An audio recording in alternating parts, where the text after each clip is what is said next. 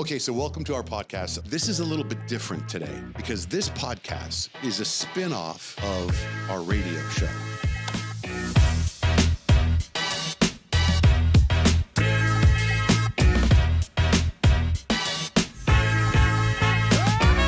You said in the parking lot, this is your first podcast? My first podcast. I think if you I thought a podcast was just a voice. It used to be. Since you're on radio, right. I figured it's just voice. So I'm like, okay, I'll do a voice thing. And then all of a sudden I look at I went on there because I've never looked at, I don't watch podcasts. Right. So I went on and all of a sudden I saw a couple friends of mine on there and I'm like, oh, it's a visual. Well, podcasts were just audio, I think. Well, maybe not because that Joe Rogan used to have. But anyway, this water's like real healthy water. Is it? Yeah. Yeah. What do they do different than everything else? Well, they put hydrogen in it. It's supposed to be healthy, so I'm totally like in this health kick right now. Well, actually, for a long time. That's good. It's good. Yeah, did you see that article in the New York Post? Which one? I was in the New York Post a couple days ago. Staying healthy. In the Post? Yeah. Post is always negative stuff. They turn a good article in. It's like saving well, cats and dogs. It depends. I don't look at it. It's funny because I don't think I'm one of those guys that doesn't believe in negative press. You know, so any press is good press. I hear you. Right? Wait, so what they talk about? They talked about like how I do hyperbaric, and I just did this blood. I went to your brother-in-law's place. Yeah. That was a trip when I'm getting the blood transfer, and then somehow your name came up, and he's like, "That's my brother-in-law." Yeah. I was like, "No way!" But I had already booked you on the podcast. Isn't that wild? Yeah. You were booked first before him, and then I interviewed him last week. Well, you said you interviewed Jack? Yeah. Oh, I didn't know that. Yeah, because he was fascinating. The fact that he lives in a tent. It's a whole other story. Yeah, I know. No, we got into it. Did he go into all the mold and all the things that they're dealing with? All of it. We got into all of it, man. That's all cool. of it. Yeah. So you're married to his wife's sister. Right.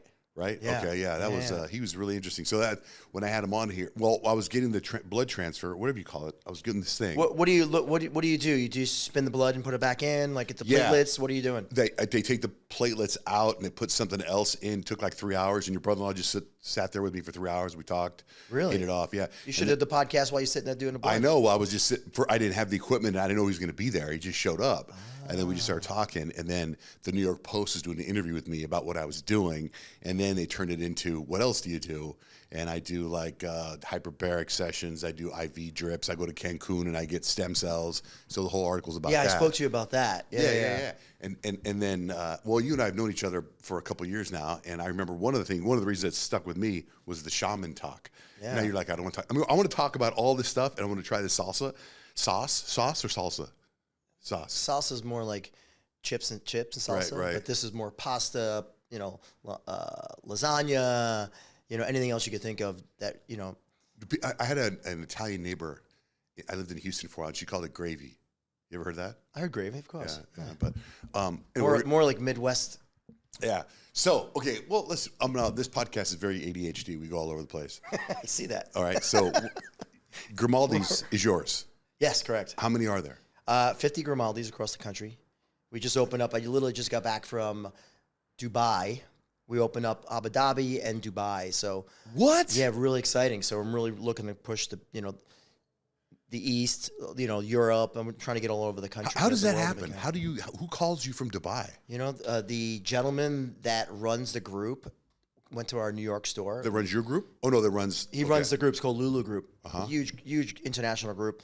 They have about 550. They call them Lulu supermarkets. They're like about 750,000 square feet, and they have their grocery store in there, the Lulu grocery store, and they have they sell everything. So it's like a Walmart, Costco together on steroids. That's pretty much what these guys do. They have about 500 of them across the 19 different countries. They're out of India originally, but they're based out of Abu Dhabi. Phenomenal group. And the guy fell in love with our brand, so he decided to franchise our brand out there in UAE, and he's going to expand it, across the different countries. But they do a thing called Lulu Exchange too. So they're like the Western Union of the Middle East, if you will, where they're just moving monies for workers moving it home. It's pretty cool. So you get a call, hey man, we want to put a Grimaldi's here in Dubai. They called me. Right, that's what I mean. Yeah. You're like, okay. Yeah. And then what? You send them the paperwork. You got to fly out there. Well, they flew out. Their group, they all flew out. There's like 8 of them. They flew out. We did a tour. They love the brand. Then it goes paperwork. And we go back and forth on FTDs. because you have to do international FTD, different than the United States. So it's different kind of paperwork. But that took a while, and then we're in business, and they've been great. Are you open already? Yeah, their second store opened up. From phone call to open, how long did that take? From phone call, about a year. Wow. About a year. And how many times have you been out there? Probably 4 times. No way. Yeah, it's amazing. And what's the longest amount of time you spent there? I went with my family for a week, and then we went to the Maldives, which was another amazing place. Jeez. But I just went out there for the opening in Dubai, and it was about a 5-day trip, and I literally just got back from Costa Rica, so I was like, I was exhausted. So are they like, is pizza big there? Are there other pizza franchises there? It's like, yeah. There's, they have the, which ones they have? They have like 2 or 3 different franchise pizza places. You have the P.F. Chang's. Right. A lot of American brands are there. Oh, okay. I mean, that's their big shtick. And then fast food is another one. Okay. So when did you start this? Because you're not a Grimaldi, right? You bought did you buy it from the Grimaldis? Yes. How did that happen? That's a really long story. Okay, hey man. But I'll start. So my dad's best friend, and I call him my uncle since growing up. So my uncle Patsy, his family's been in the business since 1905. So his uncle worked for Lombardi's. When it was Lombardi, it was John Tortone and Lombardi. That ran the Lombardi's in 1905. Accredited first pizzeria in New York. Wow. They then all broke off and they opened up Tortone's, John's, Patsy's, and that's how they streamlined. Patsy Grimaldi, who we bought from, he opened up his own store in Brooklyn. And when he wanted to retire, he contacted my dad. He said, "Hey, I know you guys are in the business of the restaurant business. Would you be interested in coming in?" I was living in Arizona. I moved back to New York, took over the restaurant, bought the restaurant, took over the restaurant, ran it for 5 years, met my wife, Ivy. Wait, how many were there? Just the one in New York. So you took it over, one restaurant, and now there's over 50 all over the world. Yeah, expanded across the country, yeah. And what were you doing in Arizona? I'm sorry? What were you doing in Arizona? I went to Arizona State originally. So you just got out of, you're living in New York? I lived in New York, came out to college, was in college, got into the bar restaurant business here. So I bought a concept, if you don't remember, called Minder Binders. I don't remember that. And Bumsteer, they were college. Oh, okay. Yeah, they're college bars. Okay. And I ran those for 5-6 years, and then the opportunity came up with my uncle Patsy. I flew back to New York, loved everything I saw, shifted, moved to New York, spent 5 years in New York, took it from it's been a great pizzeria, but we moved it to the next level. We brought it to #1 Zagat, which back in the day, Tim Zagat had a magazine, a little booklet that everybody used to look at for the ratings, and we got a 28 out of 30, which was the highest rating, top rating, and no pizzeria has ever received that. So is that pizzeria still there, the original? Oh yeah, the original one's still there. So how often do you have to go back there? I was just back there a month ago. So with you have 57 restaurants, are you going to as many of them as you can? Do you have to, or do you have people now? We have full corporate office, but I visit a lot. I was just in Vegas last week, and I visited. I did a road tour of the road show of the 4 stores in Vegas. I fly to Reno December 9th or 7th, and I haven't been there in a couple of years since the pandemic. I haven't been there because during the pandemic we took a road trip and we just drove around the West Coast down, and we visited all our restaurants across the country. It was a lot of fun. Wait, so you go to Brooklyn and you take over? Is it Brooklyn where Grimaldi's was? No? That's where it is. Yeah, under the Brooklyn Bridge, literally under the Brooklyn Bridge. Okay, so you go there. Yep. You take over for your dad, right? Or your dad, no. My father and I partnered up for the first store. Okay. I ran it. Okay. It was just an investment for my dad. It was me. It was my life. So then when does it go from there to the second location, and what was that? Second location came up where I came back to Arizona. So the first location after New York was Arizona? Was Arizona in Scottsdale in Old Town. Oh, is it the same one? The original one. Oh, I've 23 years ago. Oh, wow. Yeah. Holy smokes, man! That's a crazy story. Yeah. And you've never done a podcast to talk about this? I don't like being a face person. I like being behind the scenes. That's just who I am. A lot of people like influencers and stuff. I'm the furthest thing from it. Right. I don't want anybody to know who I am. I don't want to see anybody. I just want to be not bothered and enjoy my life. And if I need something, I know the right people to call. So when you were going to go all the way to Arizona, were you like, because you lived here, you're like, I love this place. I need to bring this pizza place here. Well, what's funny is, so I met my wife in New York in 2001, right before September 11th. So we literally bonded it, and it was like phenomenal. And then she's from Arizona. So she moved to New York. She had a year contract. She met me, never know what she's going to met a guy, me and a person living in Arizona in New York. Right. So I moved back to Arizona, and then she followed back. And then, now 20 some odd years, together, 24 years, married 20. So when you opened up the Old Town Scottsdale one, was that like, did you personally go scout and find it, or did you have a team of people go find it? No, we were hitting the streets. I hired these two, a broker firm. They're no longer together, but these guys, we were beating the streets looking for the right location. I had to have the right perfect spot. Were you looking at Old Town? Like you're like, I want Old Town Scottsdale because of the bar scene, or what? Like, I wanted Scottsdale Road. Right. I don't know where in Scottsdale Road, but back then it didn't, like, Scottsdale Quarter where we are. Right. And Kierland was really not right. something going on 23 years ago. So what is, out of all the locations you have, which is your number one producing store? In Arizona, you mean? Or all over? Oh, God. I probably have to say the Woodlands in Houston, Texas. Oh, wow. Yeah, that store is unbelievable. Really? But New York, too. New York, it breaks all kinds of numbers. I used to live in Houston. I remember we go to Woodlands for concerts. I love the Woodlands is one of my favorite places. I used to tell my wife, you drive over the bridge, you come in, it's like, the Stepford Wives. Yeah. It's like, where did this come from? Everything's in circles. There's no big signs. It's just really amazing place if you've never been. So now you have these locations and you're still frantic, still very involved. Very involved. Yeah. So I'm the CEO and president. I have, my COO, I have my corporate office, I have my regionals. We have about 2,800 employees right now. Wow. Yeah. Is your dad still around? No. My he's been retired for a long time. But he's still alive. He's still alive. I moved him to Arizona a couple of years ago. Is he blown away? Which my sister's been a blessing. She's been taking care of. He's getting the dementia. He's going to be 85. So, but he's doing great. He's doing really well. How about your mom? Mom's still in New York, lived in the house I lived in since I was 1 year old. Okay, so that takes me, because when you and I were talking one time, we were at a convention. I remember, I don't know, a couple of years ago, maybe a year and a half ago, and you were telling me about the Shaman, okay? And if I remember correctly, you said the Shaman helped your mom and her calcium score, your mom's cancer, something.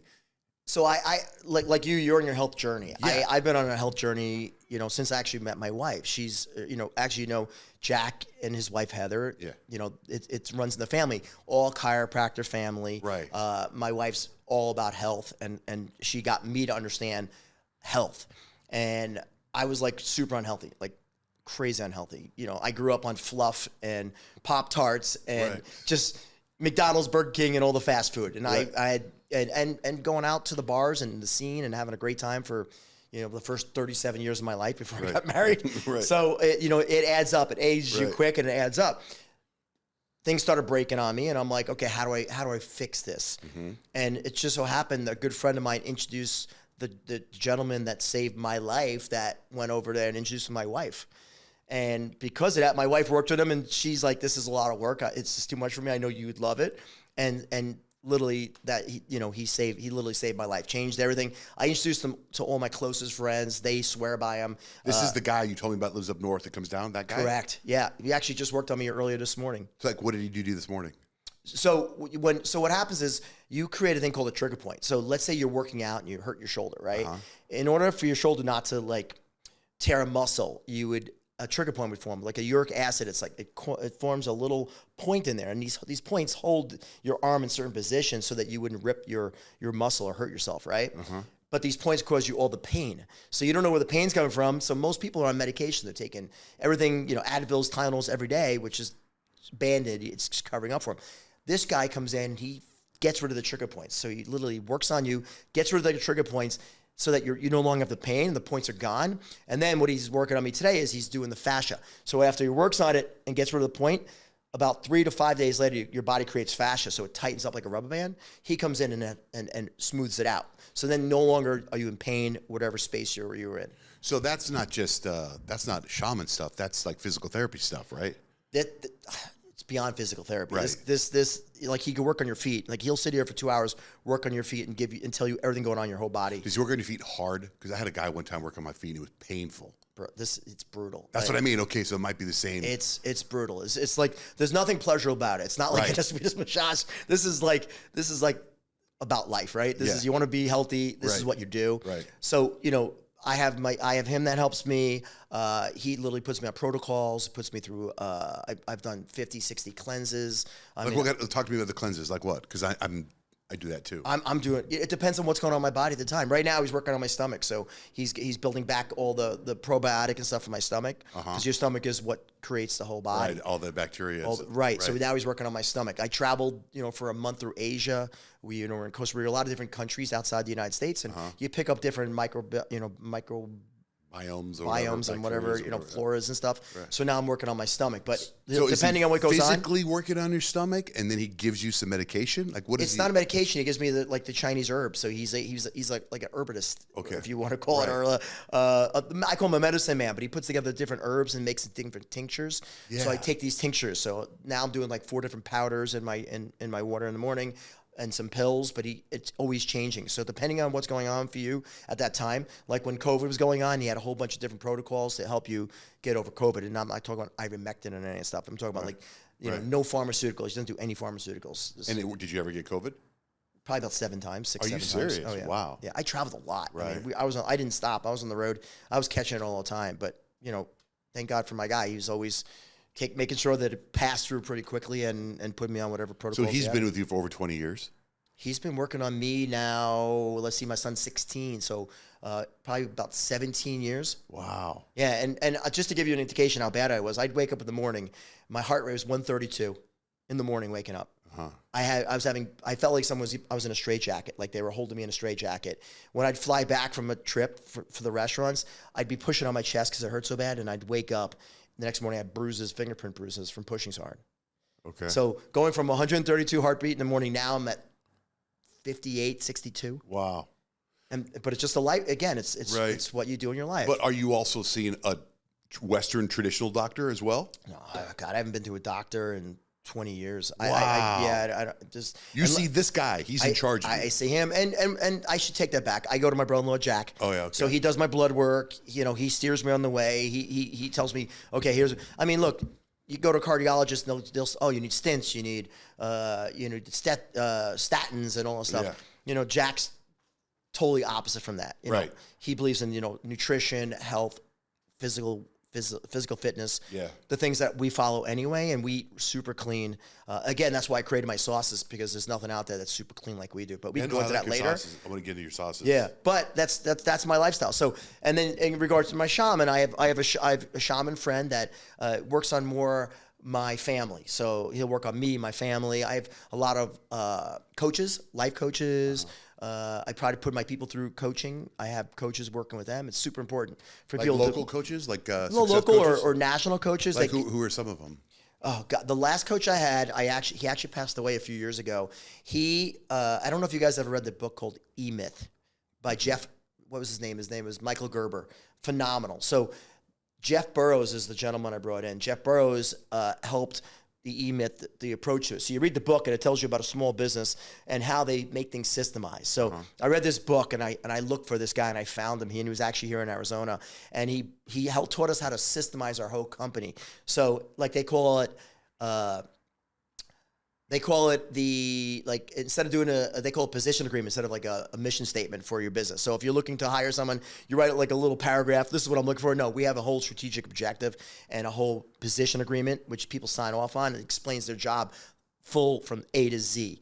So that's the kind of stuff that we created early on in our company. So that's what made us able to be a franchise, because people could then buy into our concept and they have from A to Z of exactly what they need to do. When you have all these franchisees, do you let them do their thing, or do you have to go over there as well every once in a while and participate? We have trainers. We have trainers. They come here. They go for a full, depending on a chef could go for 6 weeks.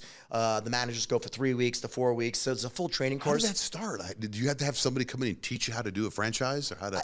No, this is the stuff you learn as you go through life, just like I'm learning on the retail side, which I've never been in. So yeah, these are the things you learn, and you ask questions, you make mistakes, and you try to hire the best of the best to get you where you need to be. And that's where Jeff Burrows comes in. I had another guy named Graham Forbes that was a life coach for me for 20 years.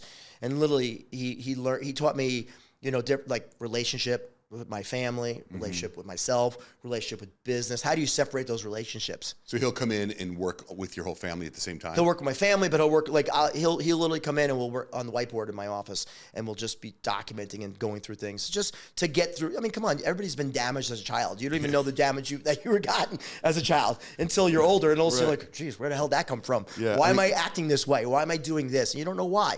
And this is what he helps understand, is going back to your past to figure out where'd that come from, and then how do you fix it? Because you're a guy that goes 100 miles an hour. Like I don't see you with an off switch, right? So do you drink coffee? I enjoy a cup of coffee in the morning. Jack has a great coffee that I use. No, he gave me some. Yeah, his coffee's great. No mold, the chest Right. swirl stuff. So I'll have his coffee in the morning. I'll have one cup, and I'll sit there and I'll just read my emails. Usually about 5:30 in the morning. I'm up. My wife's up at 5. I'm usually up at 5:30. I'll drink my coffee. We'll get the kids ready for school, or we'll walk the dogs first, then get the kids ready for school. And then now my son's driving, so it's great. So I don't have to drive him to school anymore. What about exercise? I'll go to the gym. So I'll leave it around 7:30 to go to the gym. I get back around 8:45, shower up, and then I drive to the office. After rush hour's gone, and that's when I like to head in. Right. So, When you said you make mistakes, what's one of the biggest mistakes you think you've ever made in business? oh God, been a lot of mistakes. But my biggest mistake I made, and this is what I talk to people about when I go to a lot. Like I said, I don't do podcasts, but I get invited by like Wells Fargo or different banks, or the Goldman Sachs's or Merrill Lynch's, and I'll speak to a group of people, 100, 200, 300 people. And what I like to do is exactly what we're doing. I don't like standing up there and giving a spiel. I just don't feel like gets it across. Right. I think doing what we're doing and then answering questions for the audience. So like you'll do this and there'll be an audience. Yep, and he'll just ask me questions, and I'll give my honest answers. That's exactly what we do. My biggest mistake, I brought in a mezzanine group. So I own 100% of my company. I don't want any partners. That's just the way I've always been. I have a bank that I've been working with, Western Alliance. They've been with me 17 years now, the best bank ever. I brought in a mezzanine group because the Alliance couldn't go any further with debt in order to, they have these regulations, FDIC. Right. So I brought in a mezzanine group. And what's the interesting thing about mezzanine, which I didn't know, they always say it's uncollateralized. It's unsecured. That's their big word. It's unsecured. You're unsecured. But what you don't know is that they work with the bank and they do a thing called an intercreditor. So it becomes really more secure than you think. Right. So they have a lot to say, and even though the bank's in first position and they're technically way below, they still have an intercreditor that connects you, so you're stuck. No matter what, if you blow a covenant, you do something, they own you. Right. Okay. And that's my biggest mistake I made, is not understanding that. So when I go around talking to people, I tell them, hey, be careful. If you're doing something, bank's the best way to do it. If not, maybe bring in some outside investors. Did you get out of that deal? I got out of the deal, but it took me 5 years. It took a lot of time off my life. It was brutal. Did the bank tell you not to do it? No, that's not their business. They don't tell you what to do or not to do. Is there one guy you've been working with at the bank forever, or do you have a handful of people? You know what? I'm good. I'm friendly with the chief credit officer, who I've been with from the beginning. So he's been there, so I know him well. The CEO of the bank I know really well. So it's the relationships are like I said, bank relationships are the most important. So I recommend going to a small bank or a regional bank that you could have a relationship with. So when bad things happen, they're on your corner, as opposed to a big bank where they don't care, they're foreclosed and you're not in business anymore, or you don't own your company. Right. Does your wife has she ever worked in the restaurant? Yeah, she worked in the restaurant before we had children. She's been in the restaurant business her life too. So she was a hostess. She worked. Do you remember Bobby McGee's? Oh my God, I remember Bobby McGee's. Right. So she worked with the cups with the toilets. Yeah. So she worked with Bobby McGee's. Her dad was best friends with, I can't remember the guy's name that was the owner of the company. So she worked there, and she was like a hostess and did everything. She laughs now because it takes me 4 hostesses to do like what my wife did as one hostess. Oh, really? Yeah, that's the way it is nowadays. You can't, if you notice, it's a lot more difficult to get help now, or at least people that could do the job. Like one person used to be doing, now you need 4 to do the job. And the salary's a lot higher. Being a kid, I remember when I was a kid, whenever something great happened in our family, we'd go to dinner at either Black Angus or Bobby McGee's. That was our big thing. But back then there wasn't that many restaurants, right? So, and then we had Minor Buns. That was 1971. So it's, you have the heritage of it, but then there's all this money coming in. So next thing you know, they're building nightclubs, and, they're redoing nightclubs every 3 to 5 years. They're dumping millions of dollars. And how do you compete? How does a Bob McGee's compete with that kind of stuff? Or restaurants are spending $5 to $7 million on restaurants where people want to be seen or have that, ritzy glamour. That's the difference of what's going on now compared to the Bob McGee's, Minders days. Do you see a time where you're going to step down and let someone else take over? Great question. You know what? Like I told you earlier, I'm the person that either have to be out. So if I get out, it has to be some equity firm that comes and takes me completely out, or I went public and I was a public trading company and I'd put someone as a CEO, and I'd be like a non-voting chairman of the board kind of thing. I think those are the only 2 options for me. I have a lot of energy, like you said, and I love what I do still. The industry is getting very difficult. It's not like it used to be 20 years ago. It's a lot more challenging, but most businesses are, between the red tape and all the other issues. So it's not as fun that way, but I still try to make it a lot of fun. And again, I like to work on the business, not in the business.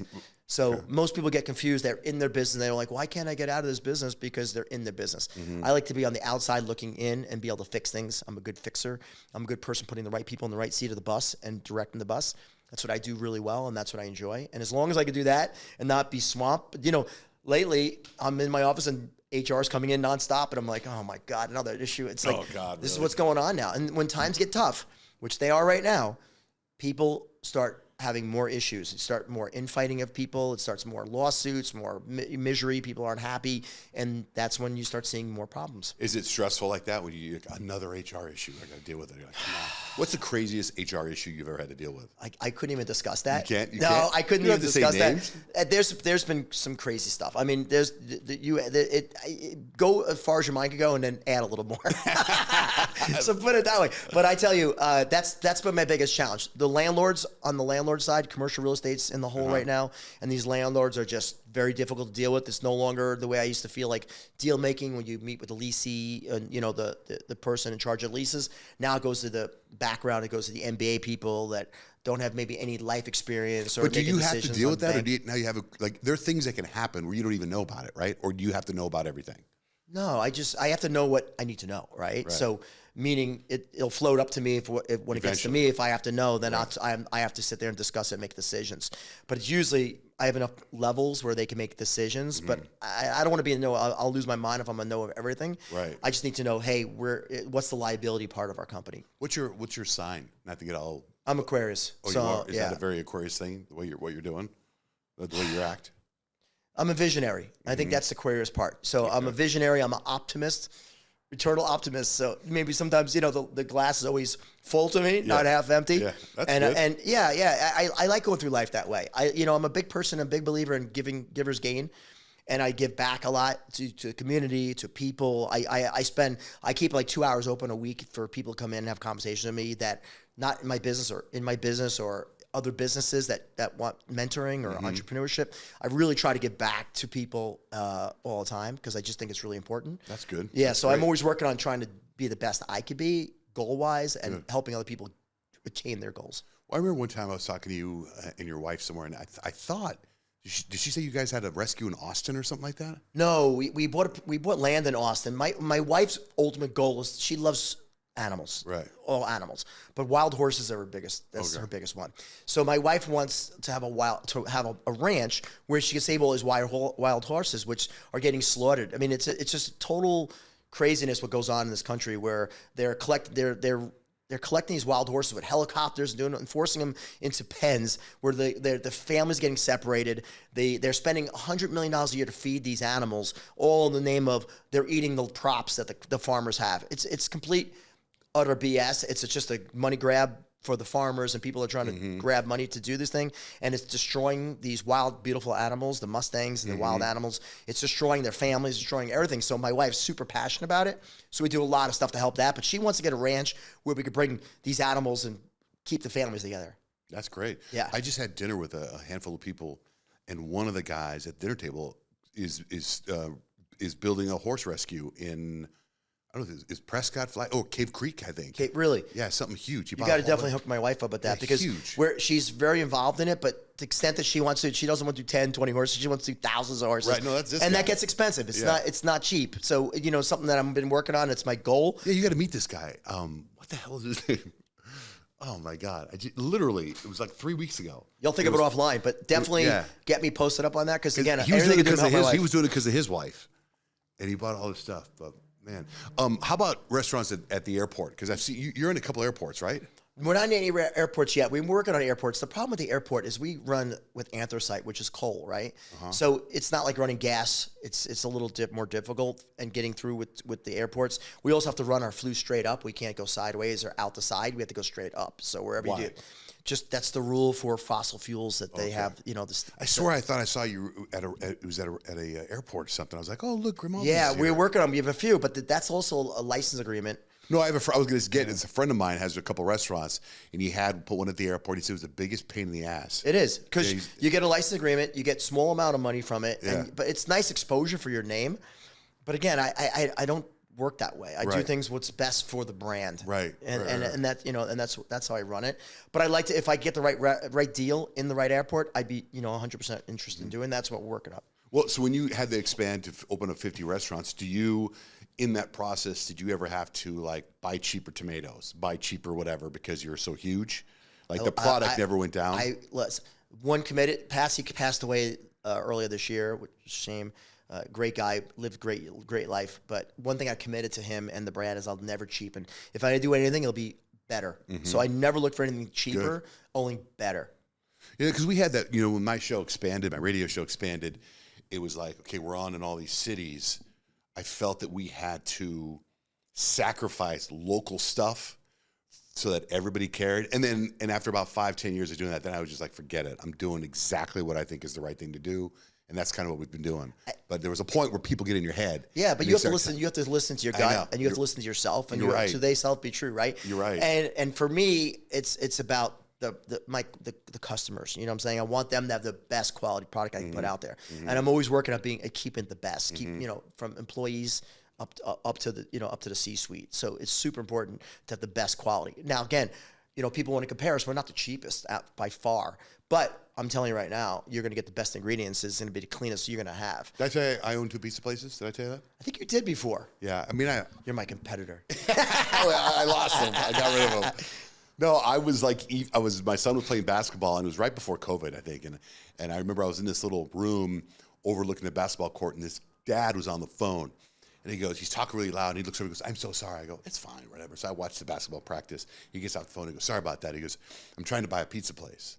And I was like, trying to buy a pizza place? And he goes, yeah. And I go, dude, I don't even know this guy very well. And I go, hey, man, you need an investor? I said, I'll go. He tells me at the pizza place. I said, I'm in. I said, I will go in. I go, but I don't want to have to work in the restaurant. I don't want to have to deal with it. I'll just be the money behind it. Yeah. And he was like, great. So I go tell my wife, and my wife's like, what did you do? So check this out. So we opened up a pizza place. It was Rosati's. Oh yeah, franchise. Yeah, great guys. We opened the one in there's two. There's like the family split. Yeah, that's a whole nother. So podcast. we got to build one in Casa Grande next to the movie theater. Okay. Right. So I'm all in. We're doing the money, and we're making it local, putting up posters of the radio show, and doing all. And I'm hyping it up on the radio, ready to open. We're gonna open like in September. But then Rosati's reaches out and says, "Hey, the one in Ahwatukee is doing terrible. Would you guys like to take it over?" Like, sure, man. I'm a professional. I know what I'm doing. Take it over. So we take over Ahwatukee before we even open Casa Grande. Okay. And I'm like, and then the guys that are running it, the partner, he's like, hey man, we need $12,000 for payroll this month. I'm like, what? Bad sign. So throwing them $12,000. Then next month, same thing. Next month, same thing. And then all of a sudden they're like, we don't want to do this anymore. Yeah. And What'd you lose? Yeah. What did I lose? What'd you lose altogether? Take a guess. Depending on how big a partner you are, but I'm saying you probably are anywhere at 250. Exactly. That's exactly the number. That was terrible. Well, look. You nailed it. But you know what's funny is it's really not even funny. The industry right now is changing so dramatically that there's going to be so many bankruptcies coming. It's the best operators are going to win. That's it. Bottom line. The biggest and the best operators, because the mom and pops are going away like crazy. Just like if you look at all the other businesses, right? Home Depot took over, Lowe's. All the mom and pops are gone. You got Ace. There's 3 or 4 that you're buying, right? Yeah. Same thing going on in the restaurant industry. It's great when everybody thinks, rah, let's get minimum wage up to $20 an hour, $22. But that causes everything else to go up in price. So are they really getting $20? No. They're probably better off making their $7.50. And back in the day, I was paying $15, $18 an hour, and McDonald's was paying $20. And I was like, I can't. It's unsustainable. I didn't even want to know these numbers. I didn't want to deal with it. That wasn't my plan. Not in this business. This business is, pennies, nickels, dimes, quarters. It really is. And with food cost inflation, labor inflation, rent, cams, all this stuff's going up. The margins are getting squeezed more and more. It was tough. I read an article. Listen to this one. If a restaurant in 2019 was doing $1.5 million, they were making 10%, they said, in the bottom line. So they're making like $75,000, okay? If they didn't raise their prices from 19 to 25 to 2025 by 30.3%, doing 19.5, 1,900,500,000 or 50,000, right? 1.95, yeah. They would have lost $400,000. Wow. So think about that. To make the same amount of money they made in 2019. Right. They got to raise that 33%. 30%. So does that mean is that what you guys did? No, we didn't. I didn't raise it. I raised prices in those, what was that, 6 years?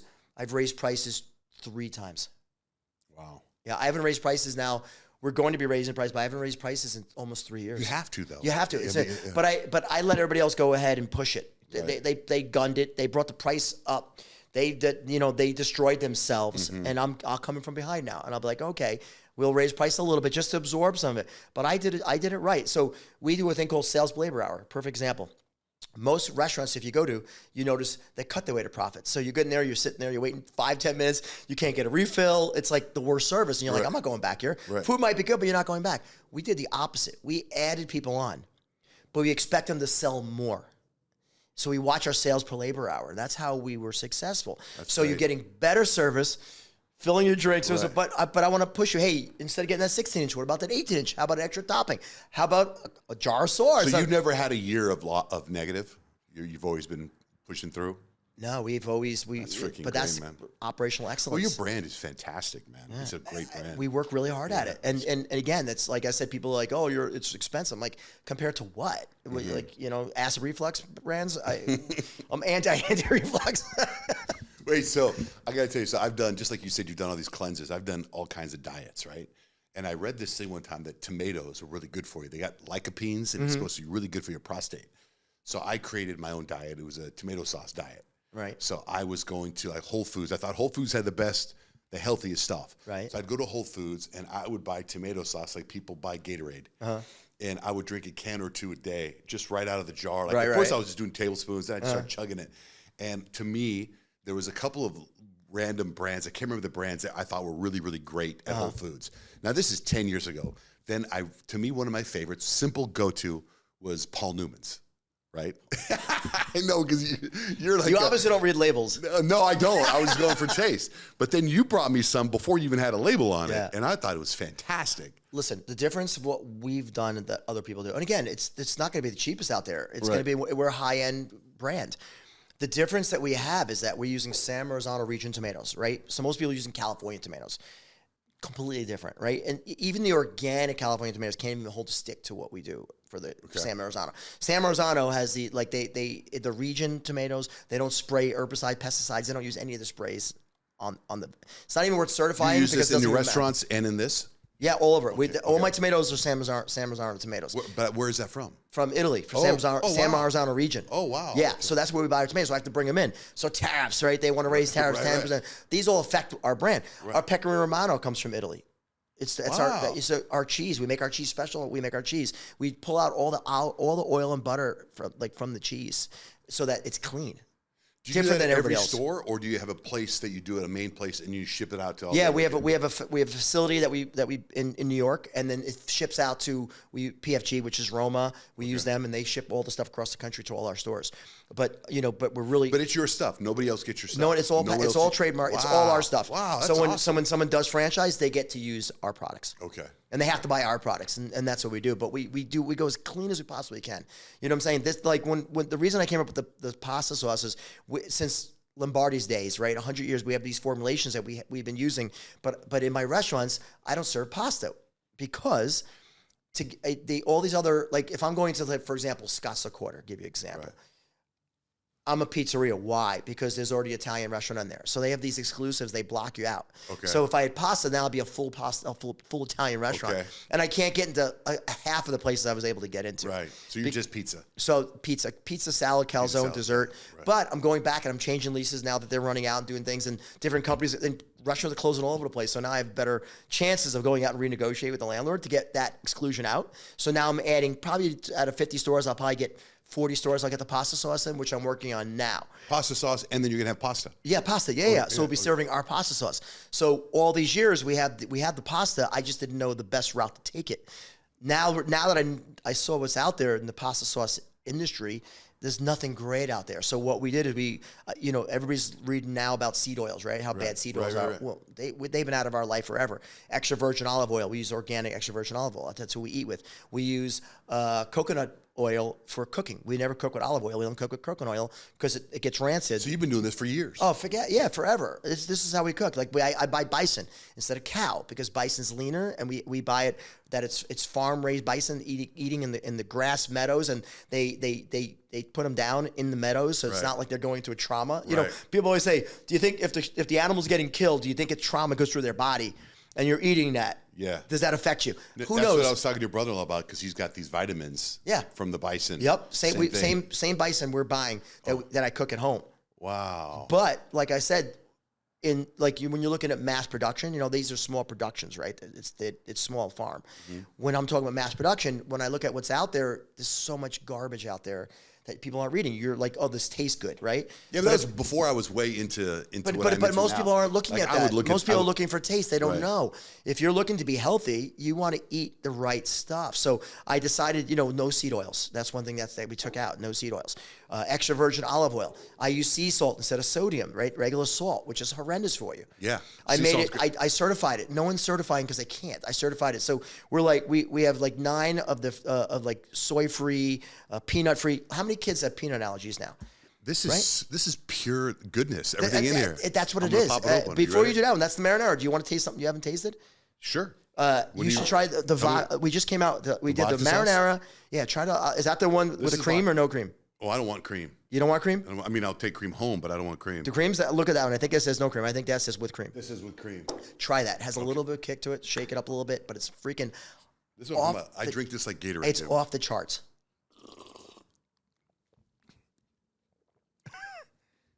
This is fantastic. I'm telling you, no one else is doing what we do. This is fantastic. It's the best. And you're drinking it cold, you heat it up, you put it on the pasta or lasagna or whatever Italian dish you're making at home, and it's just amazing. But you see what I'm saying though about like as far as a diet goes? Wouldn't this be a good diet? Doesn't it make sense? It's like I think.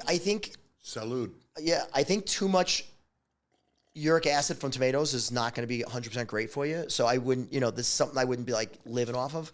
But pasta, like I'll make my children in the morning. I'll make them probably twice a week. They love the tomato basil, so I'll make that for them. I'll cook the pasta. We do gluten free, so I'll cook the gluten free pasta for them. I'll put the pasta sauce on there. I'll put them in one of those little thermoses that they take to school. They'll eat them. They'll eat it for lunch. Twice a week they do it. So I had no idea it was so healthy that you took care like that. That's great. But that's what we do at our restaurant. We do everything healthy. And again, I don't certify organic because the certified organic now I think is just garbage anyway.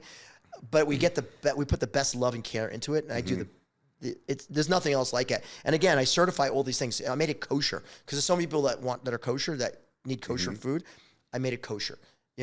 Gluten-free, non-GMO. I have like 9 different certifications. You can't get these yet? Yeah. You can buy it right now in AJ's. Oh, you can? Locally here. Okay. But we're in about, I launched this March 1st. Well, I signed with the gentleman that's helping us sell these in the retail. That we signed the contract March 1st. I launched this like last Thanksgiving, right around the same time last year is when I came out with it. I sold it only in my stores and online, right? Now we're on Amazon, we're on Walmart, we're in Walmart's marketplace. We're in over 1,000 retailers. We'll be in 5,000 retailers committed by the end of this year. We're in Air One, for example, in California. Oh, you are? Yeah, wow, that's big. We'll be at 5,000 stores committed by the end of this year, which will take about 3 to 4 months to get them into all the places. And then my goal is to keep growing this, exponentially. So this will take over and be the money maker instead of the restaurants, you think? This, like I said, restaurant business is really tough. Dealing with landlords, space, people. I don't have many employees that have to run this. I don't. Do you make this all in New York? This is all actually in Philadelphia. Oh, it is. So I found a facility that is peanut free. They certified everything for me. They did everything for me because know how strong our brand is. They literally dropped majority of their brands just to do our brands. We're also coming out with our salad dressings. So our salad dressing have no preservatives. It'll be like extra virgin olive oil. It's gonna be the cleanest thing on the it will be the cleanest thing on the shelf. Wow. Yeah. So we're doing that. It's in our stores. So it's taken me forever to make that in a concentrated to make enough that I can make enough. Right. Like our salad dress we're making in our store.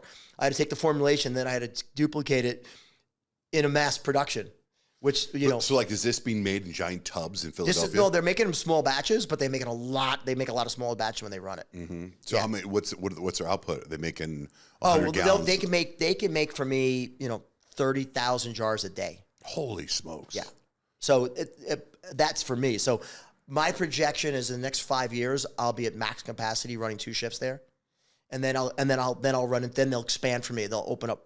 They'll expand the facility. Wow, dude. That's my goal. Like I said, that's my vision is 5 years is to max them out. You're gonna be the tomato sauce captain of the year, or what do you call it? You know what? Retail has been it's phenomenal. Branding, it's phenomenal. You get your name out there in front of everybody instead of just brick and mortar. And literally, what's going to cost me to do this is compared to what I'm opening stores. This is a far better way of going, and I can hit the masses. Yeah, which is what I want with healthy food. My father-in-law was a car dealer, and he had Oldsmobile, Honda, Jeep. He had all kinds of dealerships. And I said at one time when I first started dating his daughter, I was like, how come you don't have like Mercedes or BMW? And he goes, I'll never forget the way he said, he goes, you target the elite and you dine with the masses. I think he goes, you target the masses and you dine with the elite. Those are the words he said to me. Sell to the masses, eat with the classes. Something like that. Something to that. I was just like, whoa. He's right, though. Yeah, he's right. But the difference from what I do is I'm trying, this is my goal, is to sell the Mercedes for the Hyundai. Mm-hmm. So, you know what I'm saying? So when like for my pizza, my pricing is the same now as the average pizzeria. Mm-hmm. And I'm 10 times better quality, taste, flavor, and how we make it. We make it old school way, 100 years of tradition of making it. What about your shaman? Does he want advertising? Does he need new clients? No, I don't advertise him all. That's why I didn't mention his name on here. Oh, I remember when I said that thing. You might have texted to me. Because I remember you because again, the first question I asked you was like, didn't he help your mom with some sort of cancer? He helped my whole family. Right. Look, you had Joe Polish on here the other day. Yeah. I had him work with Joe Polish. Like, oh, you did? Oh yeah, because Joe is all about health. But I said, Joe, I go, if I connect you with him, you make a blood commitment with me right now. You don't share him with anybody.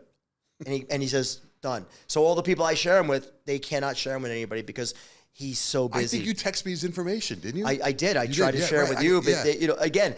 Because you were like, when he comes down, he'll do a bunch of your friends. That doesn't sound too good, but yeah, he'll work on my friend on a lot of my friends, and a lot of them now take him for a day. So they'll come in, they'll bring him for the day. He's really not cheap, but he'll work for the day, but they'll do the whole family. So I have a friend that has 6 kids who works on the whole family for the day.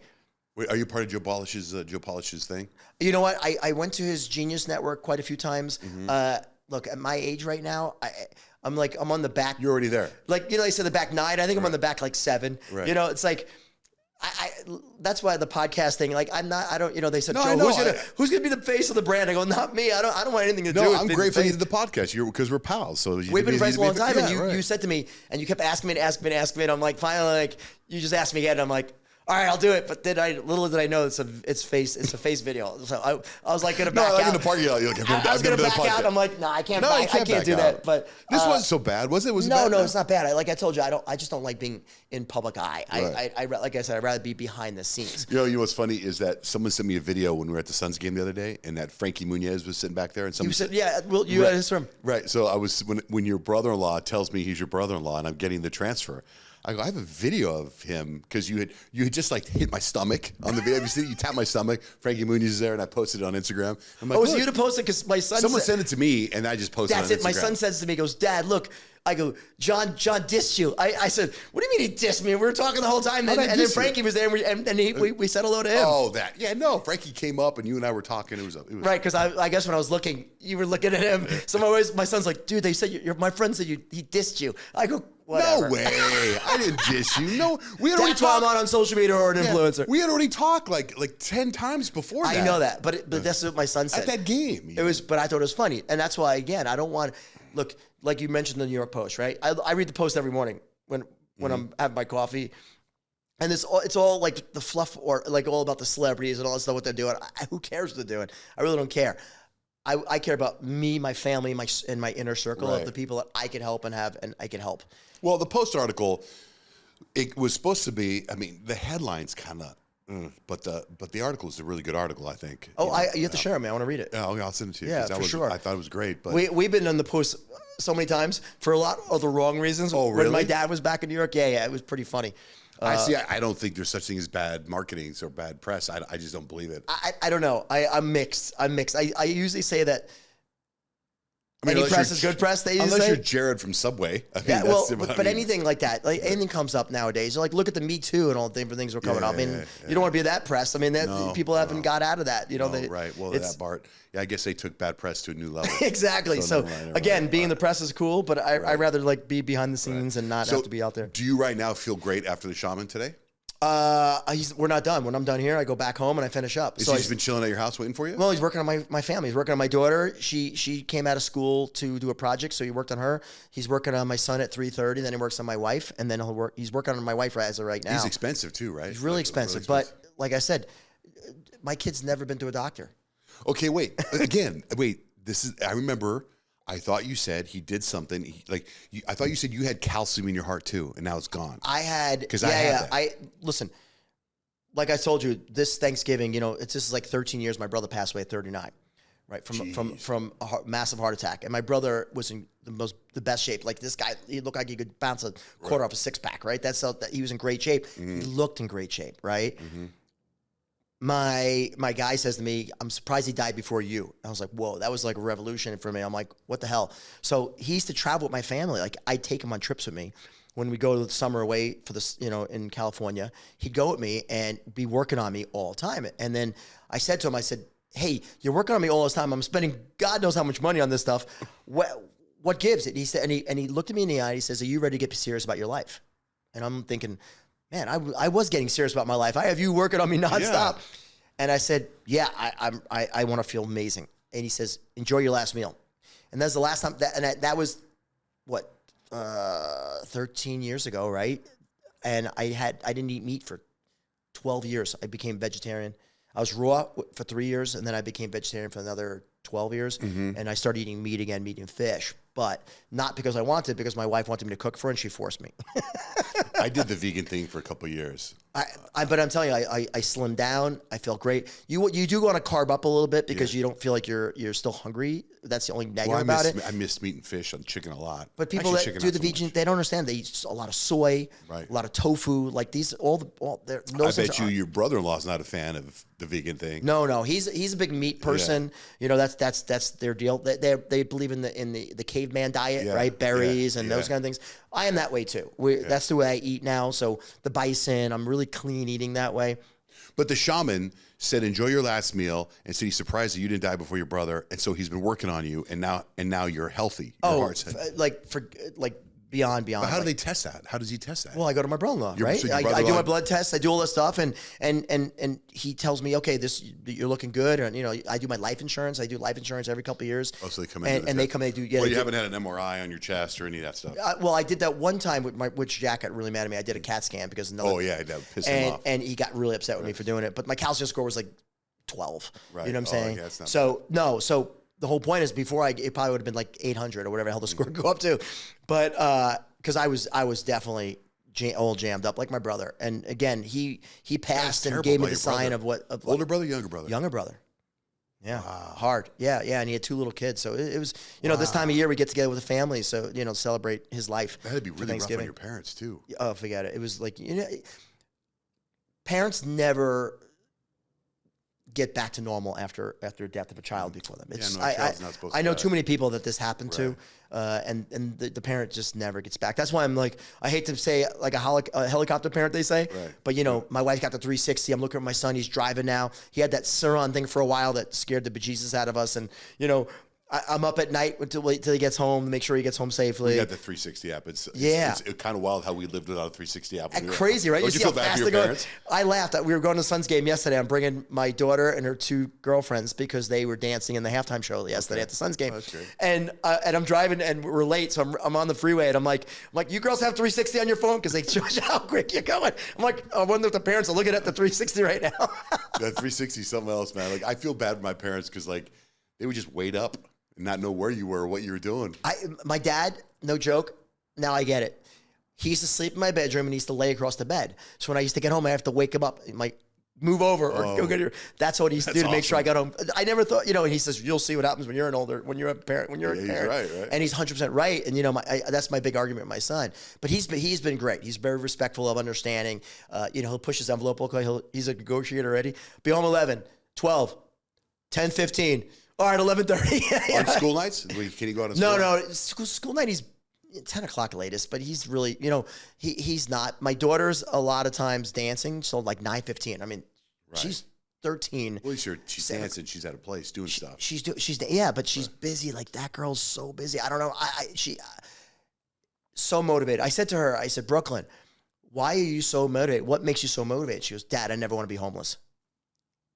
That got me. I'm like, oh my God, my daughter's worried about being homeless. You know what I'm saying? I'll do everything in my life to make sure that she is not homeless. Mm-hmm. But that's something that goes on with her. Where that came from, why it came from her, or where it's inbred in her, no idea. That's a good driving force. But what a driver. So she's out there. So my son, now talk about drivers, he's now picking her up at 9:15. Oh, wow. So okay, go ahead. Stay up, pick her up. My wife and I want to be in bed by 9. So he's getting, and of course I'm waiting home to hear the chirp from the alarm when he comes into the house. Wait, so your brother-in-law I interviewed last week, he lives in a tent, right? He says him and his wife, your sister-in-law, live in a tent with their 2 girls, and then his 2 sons are in the next tent. So do you guys ever go over and visit in the tents? No, you know what? We visit them twice on their trips. His wife Heather has a really bad issue with mold. It's really, he said that. It's just, and they're going to Costa Rica and they're building that house. Yeah. And again, I said to her the other day at my daughter's bat mitzvah, I said to her, if you figure it out, I'm coming. Because I just don't know how you can figure it out. Especially where they're going. It rains a lot. Into mudslides, all kind of rain. Right. How do you build something that just is not going to have mold? Mold's outside. It's all over the place. So I just don't know how they're going to do it. I give him he kind of freaked me out. He was like, mold's everywhere. Mold's in your house. That's their big thing. But, before it was the gut. That was the big thing that she used to preach about the gut. She doesn't talk about the gut anymore. But it's true. The gut is a big piece of it. That's a big thing. But the mold is the second big thing. Or it could be vice versa. It could be mold and then gut. I don't know. Yeah. But all I know is these are the 2 things we work on. So I spent ungodly amount of money having my house tested. Bringing in different companies coming and test my house to make sure that there's no mold, or if there is, okay. Was there ever? The mold test we come in, there's always something coming in. But what I was smart about this time is I went outside and had him test the outside. I said, hey, do me a favor. Rub this thing on the outside, that Swiffer test, and then test it and see where it comes in. A lot of the stuff from outside was inside. Well, how do you control that? You really can't. I have people cleaning my house 24/7. Right. You can't control it. But one thing I did notice was, and it's really important if people listen to this podcast, so inside the ceiling is the intake manifold for the air conditioning. So your air conditioning sits outside. Inside, the inside manifold brings it in, right? The air in and shifts it through, right? What I didn't know, I put all new AC in. I brought all new ACs in, and I closed off all my attic everywhere, and I did they took out all the insulation. They took out all the piping, whatever they call it. What's it called for air conditioning? Losing the train of thought on that. The fiberglass stuff? Yeah, just the insulation that, just the piping that they do that brings the air. What I found out, the vent, not the vents, but the vent shaft or things that pump the air through. So anyway, the most important thing I learned was every 6 months you have to clean the inside of the intake. Yeah. So it's sort of like a radiator, like in your car. They clean the ducts. Isn't that what that is? No, that's the word, ducts. But no, not just cleaning the ducts. The ducts you should do definitely every 6 months to a year. We had those cleaned and it blew my mind. But not even the ducts. It's the intake. So what happens is the air is it's taking the air in, right? Uh-huh. There's like a radiator in there, and it gets coated with dust and everything else, and it causes black mold and molds. So if you don't clean that, they come in with a chemical, they spray it, and it gets rid of all the stuff on. Who does that? Who do you hire to do that? The air conditioning company. Okay. But in my house, I've been there 12 years. I'd never done that before. I didn't know I was supposed to do that. When I spent all that money on new ACs and the new ductwork and all that stuff, now I clean it every 6 months. They come in and they clean that out, which is important for everybody. I use Parker and Sons. They come over. I can't remember. I think Quality AC I used. It's super important. No, you're right. And I'm going to go check on that. But do that, because most people don't know. They don't check that, and they don't realize that all these, and it doesn't have to be black mold. It could be there's penicillin, blah blah blah, blah that comes that you're breathing in. And when I tested that was like 500,000 like particles of that one mold spore, not the black mold, the really hazardous one, but that can affect anybody that has any kind of mold sensitivity. Yeah, you're right. Man, So- see, you're freaking me out too. But we tested all this stuff, and I did everything I can to be clean as I can, right? But again, there's molds outside you. Molds everywhere. Right. So I'd be curious to see if Heather figured it out. They're building this special house with glass and metal, And cement. no inside plumbing, no outside plumbing and stuff. Yeah, that's what you're telling me. And I'm curious to see if that's going to be her, if it's going to happen in a tropical area like Costa Rica. Right. So I'm praying for him and I'm hoping for him. And I told her, if you get it, I'm coming. You're coming. Because I don't want to do anything to hurt my children, hurt my the family, and you want everybody to be You're healthy. doing everything right, it seems like. You would think, right? Yeah. But you trust in doctors, you trust in people tell you stuff, and unless you do the research yourself and really trust, like you told your gut, you can make the mistakes. I was talking to your brother-in-law about stuff because, like me, I'm going through a thing right now where I tend to pee 2 or 3 times a night, and You would mention that to me. Yeah, and he says he doesn't. And I'm He like, doesn't? Yeah. Listen, I'm like, man, I drink probably 3 to 4 quarts of water a day. Right. Okay, I'm going to the bathroom all the time. Me too. And at night, I'll go to the bathroom probably 2 or 3 times a night. I'll go to so the it's bathroom. normal. Yeah, for me it is. When do you stop drinking? I started drinking water at 5:30, 6 o'clock. I don't. I'll drink till I go to bed 9 o'clock. I'll have water. I go to bed at 8 and I wake up at 3. Yeah, because you're doing the yeah, show. right. But I'll still go to the bathroom. Depending. Some nights I won't have to. Other nights I'll go. It depends how much I water I drink. So what you're telling me makes me feel a little bit more normal. But Jack's like, I never pee. I ask him how much water he drinks. He No, drinks. I I guarantee he drinks more coffee than he does water. Jack you're drinks right. a lot of You coffee. were telling me how much coffee. Yeah, he drinks a lot of coffee. I don't drink that much coffee because I don't just need drink it in the morning. But he's got a lot going on in his life, and he needs it. I don't feel like I need the coffee, and I try not to drink coffee any kind of thing late, like after 2 o'clock. I don't want to have any coffee. All right, Joe. Thanks for coming to the podcast, man. I'm done. Yeah, well, we've been like That an was hour and it? a half. It was like a 4-hour podcast. Come on, are you serious? But I'm taking all this home. Time flies when I'm having fun. Yeah, Right? I brought those sauces for you. You better let me know your honest opinion. I on will. all So of them. far, the vodka sauce is fantastic. And by the way, I made the bolognese with grass-fed meat. And the meat's in there? And the meat's in there. It's hell already yeah. in there, and that's amazing. So yeah. I love it. And great seeing you and spend time and see it more Suns games Of course. and I'm out going and around. Saturday. Are you going Saturday? We're leaving for Costa Rica tomorrow. Oh, you are? That's why I picked today, because I leave tomorrow morning. Our flight's at 6 a.m., so I got to be at the airport damn. like 4:30 to bring the Oh, bags are you in. doing Thanksgiving? And I'm back Tuesday. Because it's again, my brother passed on the day. I like to do something, either celebrating him or to think about him, something to that extent. So that's what we're gonna do. I haven't been to Costa Rica yet. I want to set that up. I told you we bought a great place down there. If you ever want to be down there, Oh, yeah, I'd love to check it out. It's like magical. It's Really, that's it's what I oh hear. my god! That's what I I sit hear. on the patio and I watch the ocean and When's the the rocks. best time of year to go? Any time of the year is great. I Well, mean, because we do a family trip. We just started this last year because now my kids always had sports. Now the sports is summertime. We have free. Yeah. So we did Amsterdam and London over the summertime, and it's my turn to pick where we go. I'm telling you, Costa Rica. So we travel every year. We travel like far. We do like Asian trip last year. We did South Africa. We did safari. We did, we went to Maldives. My son's been to 12% of the country of the world. You believe that? 12%, and he just turned 16. It's pretty impressive. Right. But we just bought the place in Costa Rica, and we love it. So we have a place in Flora Farms in Cabo, which we go to. So we spend 2 weeks down there. Then we'll come back, and then my wife wants to go to London. My daughter's going to go to Sweden or something like that. I'll probably go visit my friend Matt over in Green Bay and go on the lake with him. And that's his only time he gets off, is a couple weeks. So I like to spend some time with him. And then I will go to Costa Rica, and we'll spend like a month and a half down there. Wow. But that's If you new. go to Cabo, you got to do. There's a great stem cell clinic there. I don't know. I haven't felt I need it. I feel like It's true. You're doing. I feel great.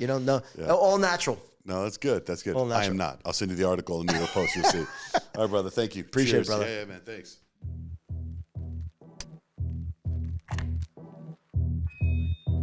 Okay, so welcome to our podcast. This is a little bit different today because this podcast is a spin-off of our radio show.